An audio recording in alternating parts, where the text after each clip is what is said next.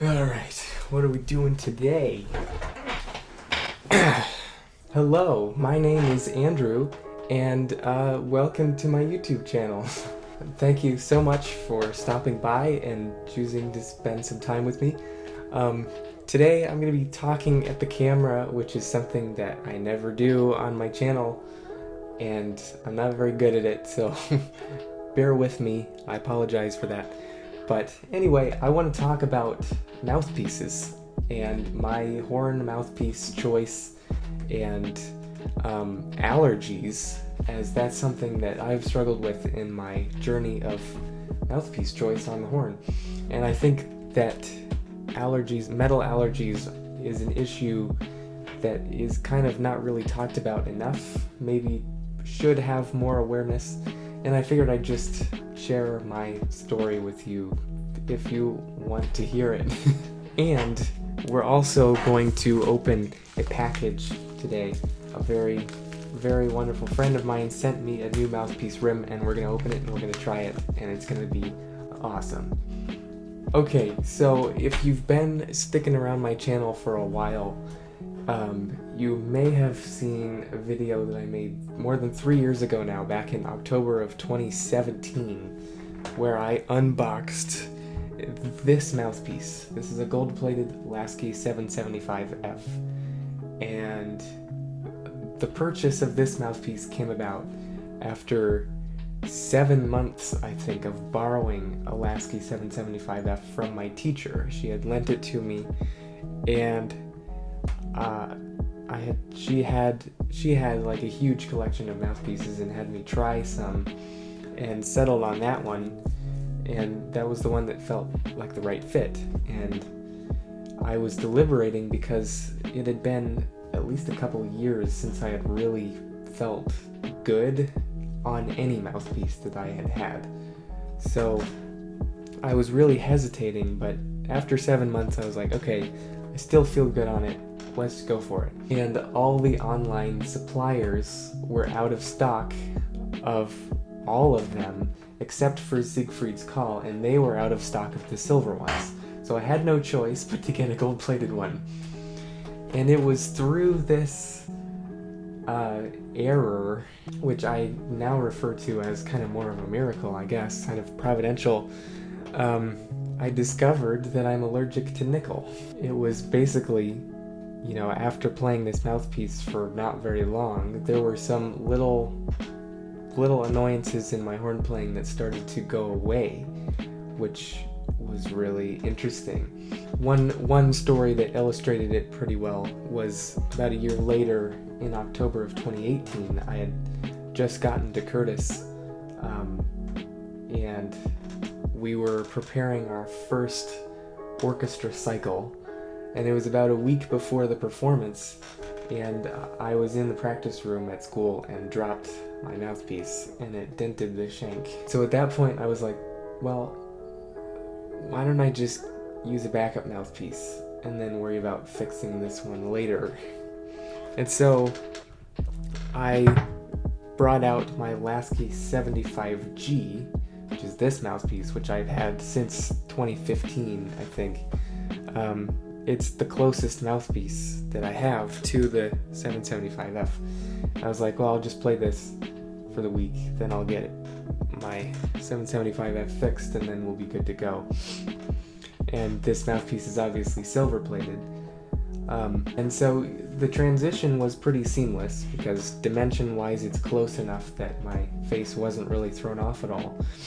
But I noticed by maybe the second or third day of rehearsals that last week, so we had like three hours of rehearsal every day, and I started to notice that my lips felt irritated on the contact points, and my lips were drying out a lot, and I was getting some like skin flaking off, especially my lower lip. And so I kind of assumed that it was just because we were playing so much, and because at the end of October the weather's becoming more cold and dry, probably just seasonal stuff. But after I visited home for a weekend, about a week after the concert, and I brought this mouthpiece to my dad, who is the handyman extraordinaire. He had a truing tool and he straightened out the shank in like 10 seconds. And I switched back to it, and all of those little minor problems went away. The chapping, dryness, flaking, irritation, they all went away, even though I was still playing a lot and still preparing for a solo recital and preparing for, various other things that we were doing, because we keep busy at the Curtis Institute of Music. And so that was kind of the highlight story that really made it click in my mind, like, oh, okay, I think I've developed an allergy to nickel. And then a similar thing happened back in April of 2020. I had straight, solid 3-week period of feeling totally awful on the horn. And I was like, what is going on? What's happening to me? And I read this article by John Erickson on hornmatters.com, and he was mentioning how allergies to metal can spread from one type of metal to another. And I was just kind of mind blown. I was like, what? That can happen? And I didn't want to assume that was me, but I was desperate enough at the time that I kind of thought, well, I need to try something. Everything feels so bad. I just need to disrupt the pattern. So I was rifling around on the internet and found this trumpet forum where somebody said that, like, if you've got a mouthpiece that you're allergic to, or the plating has worn off, and you're in an emergency and you still need to play it, you can put nail polish on the rim of the mouthpiece. And I was like, okay, it sounds pretty crazy, but why not give it a try? So I decided to do it on the Lasky 75G because I didn't want to risk screwing up the beautiful gold plating of the 775F. So it's actually still on here. It's kind of disgusting now. There's like dust in it.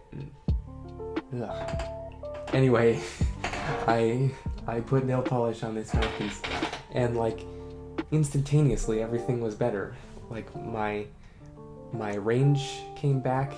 Oh, and I forgot to mention, the reaction to the gold plating is different than the reaction to the nickel. Instead of having like irritation and dryness, I had like all the muscles felt rubbery, and like I lost control. I lost endurance, and I lost range, and I lost tone. And suddenly all of it came back instantaneously after 3 weeks. And I was like, okay, so this can't just be a coincidence. There's something to this. So I was like, well, it's time to seek out an alternative. We've already got gold plating, which is already a great alternative, and now that one's been ruled out. That's great. So in one of my most recent YouTube videos, I'm not sure when this one will be posted. Sometimes I post out of order. Anyway, I think it was A Boy and a Girl by Eric Whitacre, the cover or arrangement I did of that piece. I can be seen playing this mouthpiece, which is a Kelly DC, which stands for Deep Cup horn mouthpiece. It's plastic. It is. Listen to this.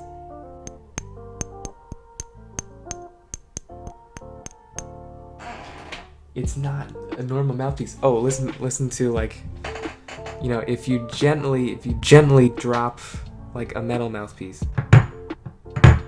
it sounds like metal. Listen when you drop a plastic mouthpiece.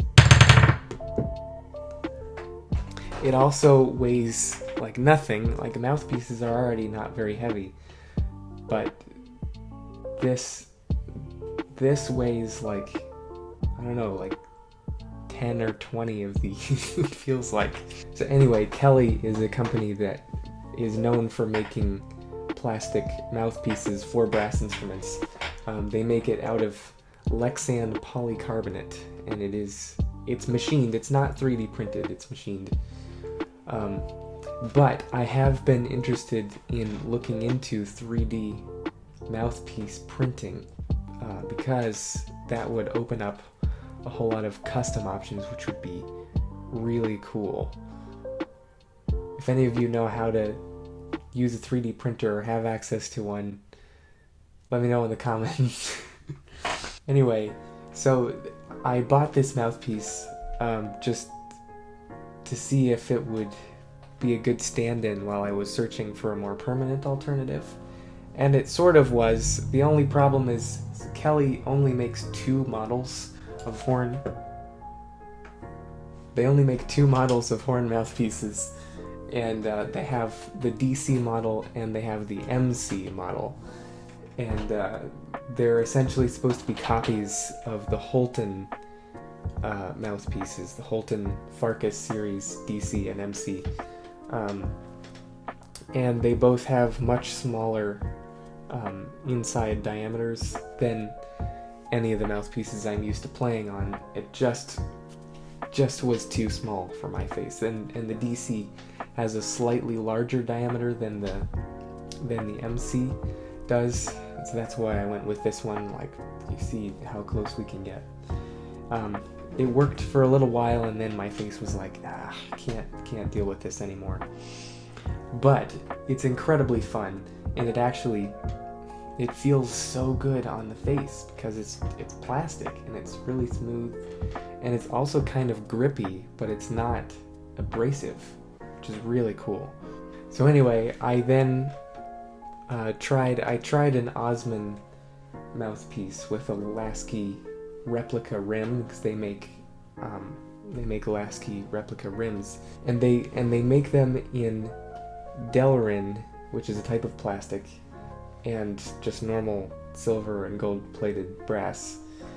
And I tried the Delrin, and it just didn't feel right at all. It was too slippery, and it just didn't fit. So I ended up with this mouthpiece. This is actually a Kantasanu cup, and I've owned this Kantasanu mouthpiece for a long time, since 2016. I had a really nice friend of mine give it to me, and then I purchased this Houghton H3 rim in their H-coat stainless steel, and that's been my mainstay for the last few months now. It works really great for me. I'm still kind of contemplating whether I might search for a different underpart in the future, because I didn't really do a thorough mouthpiece search. I just wanted to find a rim that worked with my face, and I just so happened to have a mouthpiece that had a detachable rim. And I just have been using that. And it's kind of nice because I was already sort of familiar with how this mouthpiece plays, and so it worked pretty well. But I'm still contemplating maybe trying some other mouthpiece underparts to sort of complete the search and find a really good fit. So now is the time when we're going to open this package. So I had a very, very sweet friend of mine, fellow horn player Ed Curtis, send this to me. She was like, hey, I have this mouthpiece rim that I'm not playing. Would you like to try it? And I was like, sure. And so she sent it to me, and it was so nice.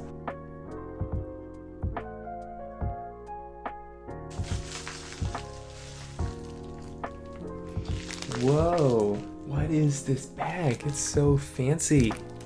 Super neat little baggie that it's in. Alright, let's open this up. So here it is in all its glory. This is the Hauser Gene Standley model with the 17.75 millimeter inner diameter, which is the same size as the Lasky 775F and the Houghton H3.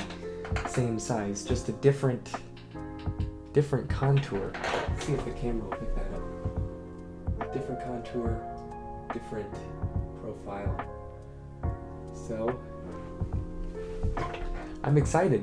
Let's try it out. Let's see how it feels, see how it sounds.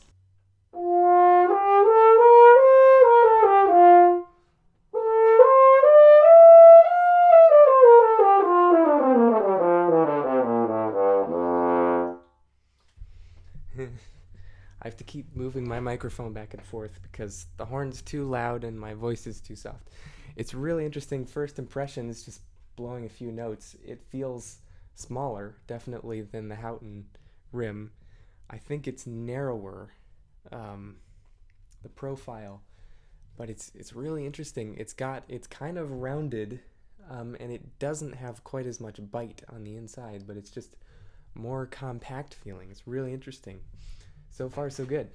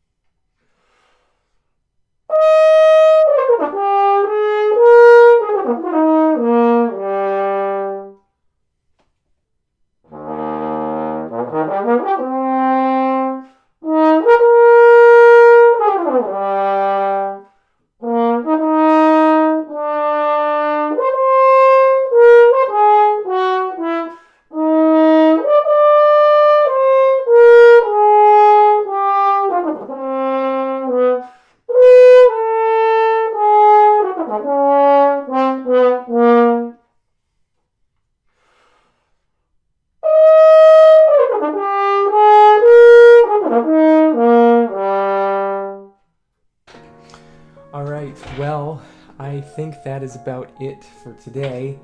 I will keep trying out this rim more. So far, I'm really enjoying it, and I'll have to keep trying it in different situations to see how it holds up. Alright, with that, I will leave you. Thank you so much for stopping by and tagging along for all of my rambling in the story time.